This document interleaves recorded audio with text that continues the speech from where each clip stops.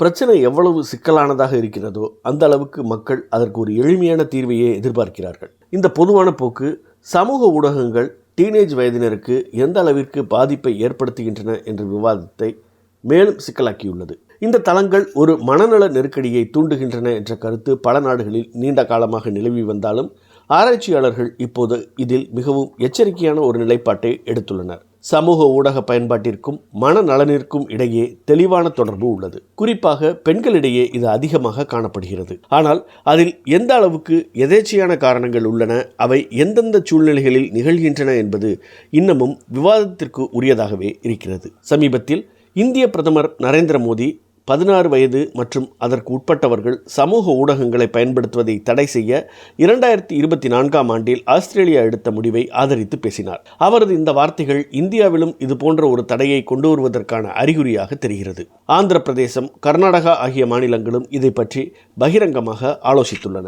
இருப்பினும் ஆஸ்திரேலிய உளவியலாளர்கள், டிஜிட்டல் மருத்துவ ஆராய்ச்சியாளர்கள், குழந்தை உரிமை அறிஞர்கள், இணைய பாதுகாப்பு நிபுணர்கள் ஆகியோர் இந்த தடையை விமர்சித்துள்ளனர்.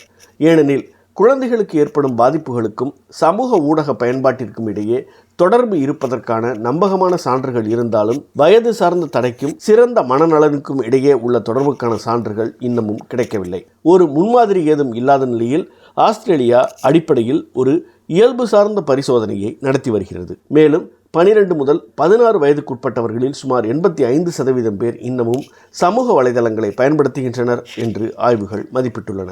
நடவடிக்கை எடுப்பதற்கு முன்னால் மிகச்சரியான ஆதாரங்களுக்காக காத்திருப்பது புகையிலை விஷயத்தில் அரசுகள் செய்த தவறையே மீண்டும் செய்வதைப் போல இருக்கும் என்று சில உளவியலாளர்களும் ஆதரவு குழுக்களும் வாதிடுகிறார்கள். ஆனால் பெரும்பாலான நிபுணர்கள் அரசு இந்த தடையை கைவிட வேண்டுமென்றே நம்புகின்றனர்.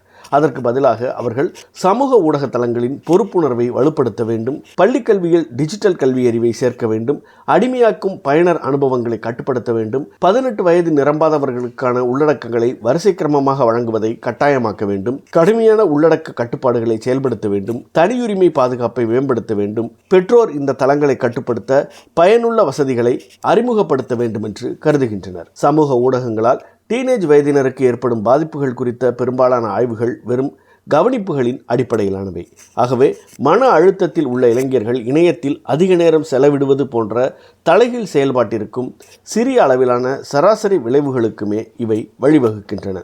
மேலும் இந்த வயதினர் சமூக வலைதளங்களில் ஒரு நாளைக்கு எவ்வளவு நேரத்தை செலவிடுகிறார்கள் என்று பார்ப்பதை விட அவர்கள் வெறுமனே சமூக வலைதளங்களை பார்க்கிறார்களா அல்லது சுறுசுறுப்பாக அதில் ஈடுபடுகிறார்களா, ஆதரவான குழுக்களில் பங்கேற்கிறார்களா அல்லது விரோதமான குழுக்களில் பங்கேற்கிறார்களா என்பதுதான் முக்கியமானது என்று நிபுணர்கள் சுட்டிக்காட்டுகின்றனர். உண்மையில் சமூக ஊடக பயன்பாடு என்பது தூக்கத்தை கெடுப்பதோடு சைபர் புல்லியிங் எனப்படும் இணையவழி துன்புறுத்தல், அடிமையாக்கும் அல்காரிதம் பரிந்துரைகள், சுய தீங்கு பற்றிய உள்ளடக்கம், உணவு சார்ந்த கோளாறுகள் பற்றிய உள்ளடக்கங்களின் தாக்கத்தை அதிகரிக்கும் என்றாலும் நட்பை தக்க வைத்துக் கொள்ளவும், ஒருவரது அடையாளத்தை கண்டறியவும், நண்பர்களின் ஆதரவை பெறவும் LGBTQIA எனப்படும் பால் புதுமை சமூகங்கள் மனநலம் சார்ந்த தகவல்களை எளிதாக அணுகவும் உதவுகிறது.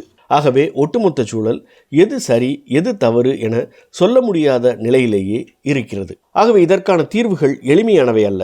இருப்பினும் இதன் முதலடியாக யார் சமூக வலைதளங்களுக்குள் நுழையலாம் என்பதை முறைப்படுத்துவதை விட அந்த தளங்கள் எப்படி செயல்பட வேண்டும் என்பதை அரசாங்கங்கள் மாற்றியமைக்க வேண்டும்.